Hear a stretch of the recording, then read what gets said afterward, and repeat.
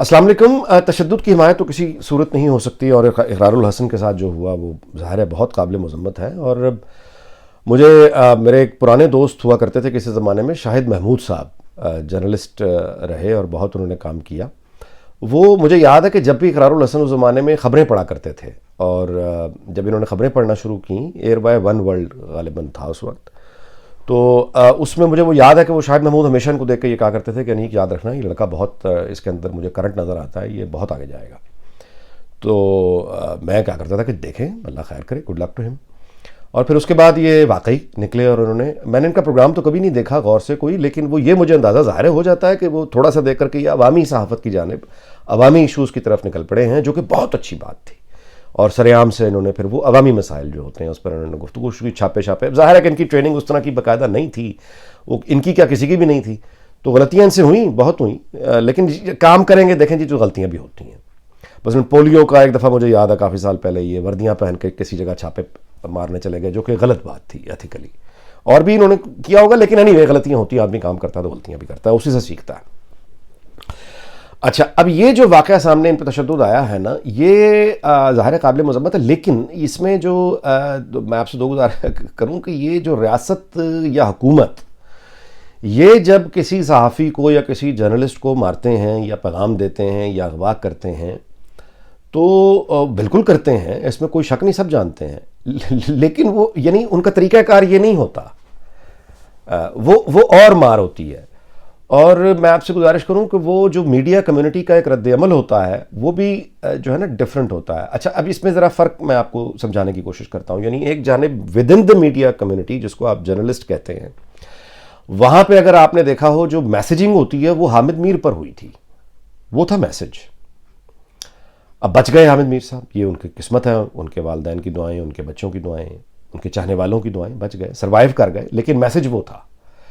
Message ہوتا ہے جیسے مثال کے طور پہ آپ دیکھیں کہ ابصار عالم کو گولی لگی، وہ میسج تھا۔ کسی کو آپ متی اللہ کو اٹھا کے لے گئے، یہ میسج تھا۔ تو وہ مطلب کرتے ہیں۔ اچھا، اس سے پہلے مطلب کوڑے پڑتے رہے ہیں، ضیاء الحق کے زمانے میں تو کوڑے پڑتے تھے، وہ میسج کیا، وہ تو اعلان عام ہوتا تھا، خبر نہیں ہاشمی زندہ ہیں، لاہور میں ہیں، ان کو ضیاء الحق نے کوڑے مارے تھے، قلعوں میں بند کرتے ہیں صحافیوں کو۔ یعنی یہ ہوتا ہے، یعنی جو آپ ظاہر ہے پنگے لیں گے طاقتوروں سے تو جواب آئے گا۔ تو صحافیوں پہ تشدد تو ہوتا ہے، اور ریاست اور حکومت اور ادارے یہ سب پیغام دیتے ہیں، ایسے ہی دیتے ہیں، لیکن یہ جو ہوا ہے نا اقرار کے ساتھ، یہ کوئی ریاست والا یا وہ حکومت والا میسج نہیں ہے۔ یعنی یہ کہ یہ جو تفصیلات ہیں اس کی، جو مطلب ہے کہ بے لباس کر کے تشدد کرنا یا بے لباس کر کے ویڈیو بنانا، اچھا یہ بھی چلیں آپ کسی حد تک کر لیں کہ جو کوئی نئی ٹیکنیک آئی ہے میسیجنگ کی کسی صحافی کو، چلو اوکے، آدمی کسی طرح اس کو خاموش بھی ہو جائے سن کے، لیکن یہ کہ نازک عذاب پہ جو بتایا جا رہا کرنٹ کے جھٹکے لگائے گئے ہیں، یعنی یہ طریقہ صحافی کو میسیجنگ کرنے کا نہیں ہے، نمبر ایک۔ نمبر دو کہ جس جھوٹے چینل کے لیے اقرار کام کرتے ہیں، وہ جھوٹا چینل تو کوئی انقلابی چینل نہیں ہے، اور آئی بی کے جس افسر کا نام لیا جا رہا ہے کہ آئی بی کے آفیشلز تھے جنہوں نے یہ کیا، تو انٹیلیجنس بیورو تو وزیر اعظم عمران خان کے نیچے ہے۔ اب آپ یہ بتائیے کہ یہ کون سا پاگل آئی بی کا انسپیکٹر ہوگا جو یعنی اس کو یہ معلوم ہے نا، انٹیلیجنس بیورو کوئی آپ اس کو اتنا لائٹ نہ لیں، یعنی انٹیلیجنس بیورو کو ایسا ادارہ نہیں ہوتا کہ آپ اس کو عام کہیں کہ یہ کوئی بہت جونیئر لیول کے کوئی حوالدار کھڑے ہیں یا کوئی ٹریفک پولیس کے لوگ کھڑے ہیں یا پولیس کے لوگ کھڑے ہیں۔ انٹیلیجنس بیورو بہرحال ایک ان کی کوئی کرائٹیریا ہے، اتنا پاگل کوئی نہیں ہو سکتا انٹیلیجنس بیورو کا آدمی اتنا سادہ کہ وہ جانتا ہے کہ ایک جھوٹا چینل اور عمران خان کے جو آپس میں تعلقات ہیں وہ کیا ہیں۔ انٹیلیجنس بیورو کو نہیں پتا کہ اس جھوٹے چینل کے مالک کو جھوٹ بولنے پر ایوارڈ دیے جاتے ہیں۔ انٹیلیجنس بیورو کو نہیں پتا کہ یہ جھوٹا چینل کا مالک جو ہے اس کی تو یعنی اس کو پوری دنیا میں جرمانے ہوتے ہیں جھوٹ بولنے پہ، اور اسی وجہ سے پاکستان میں اعزاز دیے جاتے ہیں۔ انٹیلیجنس بیورو کے آفیشل کو نہیں پتا، وہ پاگل ہے۔ یعنی آپ سوچیں کہ عمران خان کے نیچے انٹیلیجنس بیورو کام کرتی ہے، عمران خان جو ہے وہ ظاہر ہے سلمان اقبال اور اس کے تعلق سب جانتے ہیں، یہ جھوٹا چینل ہے، اس کو باہر جرمانے ہوتے ہیں، اس جھوٹے چینل کو پاکستان میں انعام اس لیے ملتا ہے کہ وہ یہ جھوٹ بولتا ہے، تو انٹیلیجنس بیورو کے آفیشلز کو نہیں پتا۔ انٹیلیجنس بیورو کس کو رپورٹ کرتی ہے؟ پرائم منسٹر کو رپورٹ کرتی ہے، عمران خان کو رپورٹ کرتی ہے۔ تو عمران خان نے کیا میسج دیا ہے؟ اس کا طریقہ تو پھر یہ ہے نا کہ عمران خان نے میسج یہ بار پڑھوائی ہے اقرار الحسن کو، عمران خان کیوں پڑھوائے گا ہمارے اقرار الحسن کو؟ سوچنے کی بات ہے نا بھائی. عمران خان کی یعنی میں بدترین اس کا سیاسی مخالف ہو سکتا ہوں، لیکن اس کا مطلب یہ تو نہیں ہے کہ آپ عقل کو سائڈ پہ رکھ دیں. عمران خان اور یہ تو مل کر جھوٹ کا کاروبار کرتے ہیں، پارٹنر ہیں. تو عمران خان کیوں اپنے جھوٹے پارٹنر کو کسی امپلائی کو تشدد کا نشانہ اس لیے بنوائے گا کہ اسے یعنی اس جھوٹے کو کوئی پیغام دینا؟ وہ جھوٹا تو پہلے اس کے پیروں میں بیٹھا ہوا ہے. آپ میری بات سمجھ رہے ہیں؟ تو یعنی یہ وہ چیز نہیں ہے. یعنی اس کو آپ آزادی صحافت سے جوڑنا مجھے سمجھ نہیں آ رہا. اور یہی وجہ ہے کہ آپ دیکھ رہے ہیں کہ میڈیا کمیونٹی کا وہ رد عمل نہیں ہے جو حامد امیر کے پر حملے کے بعد ہوا یا ابصار عالم پہ حملے کے بعد ہوا. یا میڈیا کمیونٹی رد عمل دیتی ہے اپنا. آپ نے دیکھا کہ جب گندے یہ ٹرولنگ کی جاتی ہے لوگوں کے نام رکھ کے، تو میڈیا کے جو ایکچوئل لوگ ہیں وہ کنڈیم کرتے ہیں، سامنے آ کے بتاتے ہیں. یعنی یہ جو اقرار کے ساتھ ہوا ہے یہ وہ چیز یعنی یہ نہیں ہے. یعنی اگر آپ کو یہ سمجھ رہا ہے کہ یہ آزادی صحافت پر حملہ ہو گیا تو یہ بالکل نہیں ہوا. اب آگے چلیں کیا ہو سکتا ہے. اچھا کیوں نہیں ہوا آزادی کی صحافت کی وجہ سے؟ میں نے آپ کو اس کی دلیل بتا دی ہے کہ عمران خان جو ہے وہ انٹیلیجنس بیورو کو ہیڈ کرتا ہے، اور اس کی جو پارٹنرشپ ہے اس کالے کاروبار میں، کالا جھوٹ بولنے میں، وہ کالا کاروبار جو ہے اس جھوٹے چینل کا، یہ تو دیئر پارٹنرز ان کرائم.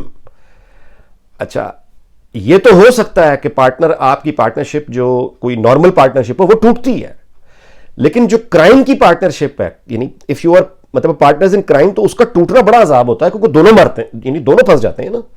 تو وہ ایک دوسرے کو پسند نہ بھی کریں. یعنی مثال کے طور پہ چلیں ہم فرض کرتے ہیں کہ عمران خان اور سلمان اقبال کے تعلقات بڑے کشیدہ ہو گئے، تو عمران خان کو یہ سوچنا پڑے گا کہ میں اس کے خلاف کوئی اگر اقدام کروں گا تو یہ کرائم یعنی پارٹنر ان کرائم ہے نا، تو وہ بھی بتا سکتا ہے کچھ چیزیں.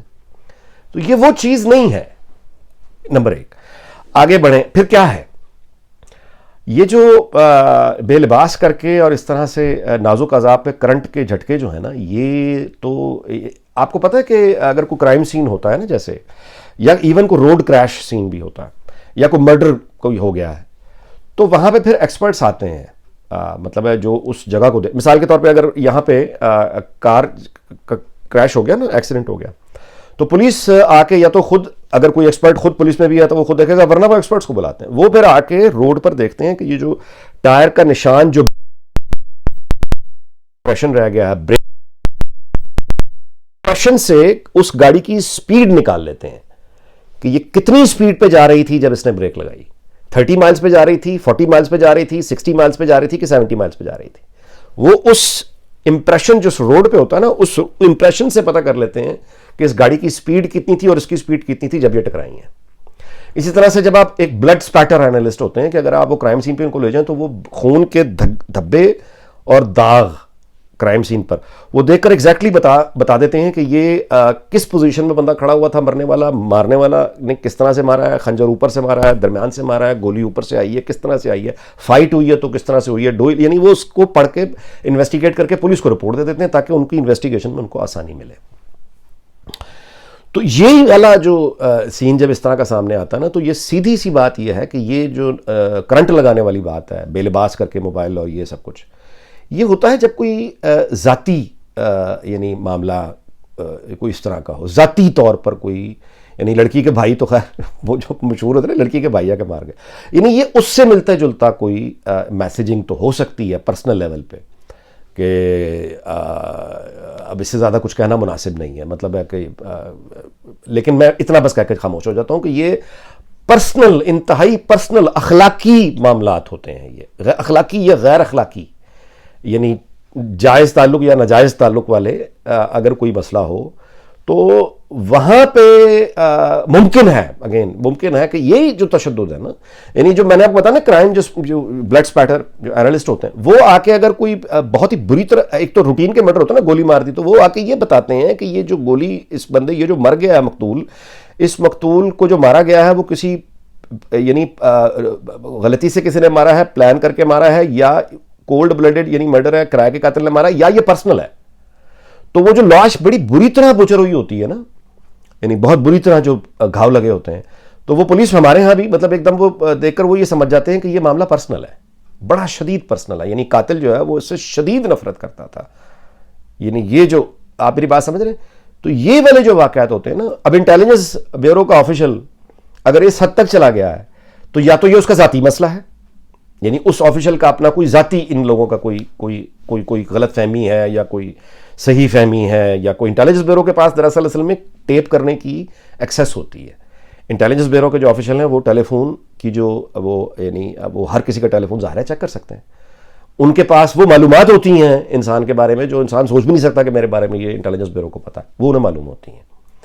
تو اس طرح کا جو تشدد ہے نا, اب یعنی یا تو ان کی کوئی اقرار کی کال کسی کے ساتھ اس آفیشل نے دیکھی ہے, یعنی یہ پرسنل معاملہ ہے, یہ معاملہ یہ پرسنل ذاتی قسم کی نفرت ہے. یہ ریاستیں پیغام یا حکومتیں اس طرح پیغام نہیں دیا کرتی.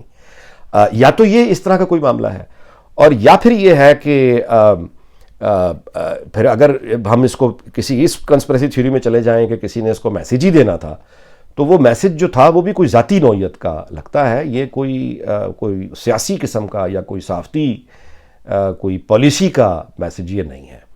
اور ویلاگ اس بات پہ ختم کرتا ہوں کہ یہ جو جھوٹا چینل ہے, اس کے جو ٹیکنیشینز ہیں اور اس کے جو کام کرنے والے ظاہر ہے کہ دوست ہیں, ان میں سے 10 مہینے یا 8 مہینے پہلے بھی مجھے یاد ہے میں نے ٹویٹ بھی کیا ہوا یہ کہ ان میں سے کچھ دوستوں سے بات ہوتی ہے تو ان میں سے مجھے کسی نے پہلے بتایا تھا, 8-10 مہینے پہلے میں نے یہ ٹویٹ بھی کیا تھا, ان میں سے کسی ٹیکنیشین نے مجھے بتایا تھا کہ انیک بھائی بے روزگاری کا بڑا شدید مسئلہ ہے, ورنہ یہ چھوڑ دیں اس کو چینل کو, لیکن نوکری آگے نہیں ہے. میں نے کہا تم لوگوں کو کیا مسئلہ ہے؟ تو اس نے مجھے جواب دیا کہ ہم لوگ یہ اس کی وین پہ جب جاتے ہیں باہر جھوٹے چینل کی, تو یہ یعنی لوگ گالیاں نکالتے ہیں اور کبھی کبھی ہمیں ڈر لگتا ہے کہ یہ مارنا نہ شروع کر دیں. میں نے یہ ٹویٹ بھی کیا تھا کہ ان کے جو ہے نا ان لوگوں کو ٹیکنیشین وغیرہ کو ان کو مسئلہ ہے, یہ جھوٹے چینل کے ساتھ یہ رہیں گے, لوگ ان کو مارنا شروع کر دیں گے. اس میں نے نشاندہی کی تھی. تو وہ نفرت جو ہے بہرحال اپنا اب رنگ دکھا رہی ہے, لیکن اقرار کے ساتھ جو ہوا یہ وہ والی نفرت بھی نہیں ہے. یعنی ایسا نہیں ہے کہ کوئی جھوٹا چینل دیکھ کے نفرت کر رہا ہے اور غصہ اقرار پہ نکال رہا ہے, یہ وہ چیز بھی نہیں ہے. تو بنیادی طور پہ آخری جو میں اس پہ نشاندہی کر سکتا ہوں وہ یہ ہے کہ یہ بھی ہوتا ہے کہ آپ اس کھیل میں اگر آپ کسی ایجنسی, یعنی آپ صحافی ہیں اور آپ نے کسی ایجنسی کے آفیشل سے پروفیشنل ہیلپ لے لی ہے, یعنی آپ کسی ایجنسی کے آفیشل سے اپنے کام کے لیے ہیلپ لے رہے ہیں, یعنی آپ اس سے خبر لے رہے ہیں یا آپ اس سے کوئی ثبوت لے رہے ہیں یا آپ اس سے کوئی اس کا جو ہوم ورک کیا ہوا کسی کے خلاف ہے وہ اپنے پیپر ہوم ورک ریسرچ اٹھا کے آپ کو دے دیتا ہے, آپ اس پہ جا کے پروگرام کر کے ہیرو بن جاتے ہیں, اور اس کے بعد آپ کا ایک اس آفیشل کے ساتھ ایجنسی کے آفیشل کے ساتھ ایک تعلق بن جاتا ہے. اور وہ ایجنسی کے آفیشل کے ساتھ جب آپ تعلق چلاتے چلے جاتے ہیں اور اپنی صحافت کرتے چلے جاتے ہیں, وہ ون وے ٹریفک تو نہیں چلتی نا, پھر آگے سے بھی ڈیمانڈز آتی ہیں کہ آپ اس اینگل کو اٹھائیں, یہ کریں یہ نہ کریں. اور وہاں پہ پھر اگر کوئی شخص جس نے ایجنسی کے کسی آفیشل سے اپنے کیریئر میں ہیلپ لی ہوتی ہے, وہ اگر بعد میں پھر انڈیپینڈنٹ بننے کی کوشش کرے نا کہ جی میں تو اب انڈیپینڈنٹ ہوں, میں یہ اقرار کی بات نہیں کر رہا, میں ان جنرل بات کر رہا ہوں کہ اگر وہ بعد میں پھر انڈیپینڈنٹ بننے کی کوشش کرے, باتوں کو نہ سنے, تو پھر وہ سبق سکھائے جاتے ہیں کہ بچے تم ابھی اتنے بڑے نہیں ہوئے کہ تم اب ہمیں آنکھیں دکھانے لگ جاؤ. تو یہ پھر اس طرح کے جواب بھی ہوتے ہیں. سو آپشن نمبر 1 ممکن یعنی وہ یہ جو کہا جا رہا ہے نا کہ آزادی صحافت پہ حملہ ہوگا, یہ بالکل نہیں ہے. ہاں, اس کے علاوہ ذاتی اور اخلاقی نوعیت کی کوئی یہ چیز ہے جو ہوئی ہے. اب اس کے بارے میں یا تو وہ ظاہر ہے کہ اب اس طرح کی جو ذاتی نوعیت کی باتیں ہیں وہ مطلب ہے کہ وہ ایک دم تو نہیں بتائی جاتی. اب آپ وہ خاموشی دیکھ لیں نا, خاموشی ہے ابھی طرف, یعنی اس کے جواب میں ابھی تک انہوں نے ویڈیو میں کوئی یہ بتایا نہیں ہے کہ فلاں آدمی یعنی فلاں آدمی کی اس کرپشن کا میں نے یہ مقدمہ تھا یا یہ چیز تھی جو میں سامنے لانے لگا تھا, یہ وہ پروجیکٹ ہے جس پہ میں کام کر رہا تھا اور اس وجہ سے مجھے انہوں نے اٹھا کے یہ مارا ہے. اس طرح کی کوئی بات نہیں آئی. تو ممکن ہے آگے کوئی وہ اپنی وضاحت دے, بہرحال ان کا حق ہے. افسوس ہوا مجھے اس بات پہ بہت, ہر کسی کی طرح, لیکن اس میں سبق بھی ہیں, اور وہ سبق یہ ہیں کہ یعنی آپ اپنے پیشہ ورانہ حدود میں رہتے ہوئے آپ بڑی سے بڑی تنقید بھی کر جائیں اور آپ کو سزا بھی مل جائے, اس پہ کم از کم کمیونٹی اور سوسائٹی کا رد عمل اور ہوتا ہے. لیکن اگر آپ اس طرح کے کسی معاملے میں پرسنل, میں سمیع ابراہیم کو فواد چودھری نے تھپڑ مار دیا, کتنے لوگ اٹھے, کوئی رد عمل آیا میڈیا کمیونٹی کی طرف سے؟ تو اس طرح کے معاملوں میں جب آپ نے کسی سے فیورز لی ہوں اور آپ نے ان سے پیسے پکڑے ہوں یا آپ نے ان سے کیریئر میں ہیلپ لی ہو اور پھر آپ کی ان سے انبن ہو جائے, تو پھر وہ اس طرح کی باتیں کیا کرتے ہیں. تو یہ اس طرح کی کوئی بات لگتی ہے. اگین کی ساری گفتگو ہے مطلب کسی بھی حقائق کے بغیر ہر کوئی اپنا رد عمل دے رہا ہے. تو میں سمجھتا ہوں کہ ان معاملات میں سے کوئی ایک چیز ہے, وہ میں نے آپ کے سامنے وہ گوش گزار کر دی. آپ کا بہت بہت شکریہ. اللہ تعالیٰ پاکستان کو شاد رکھے, آباد رکھے. پھر ملاقات ہوگی. اللہ حافظ.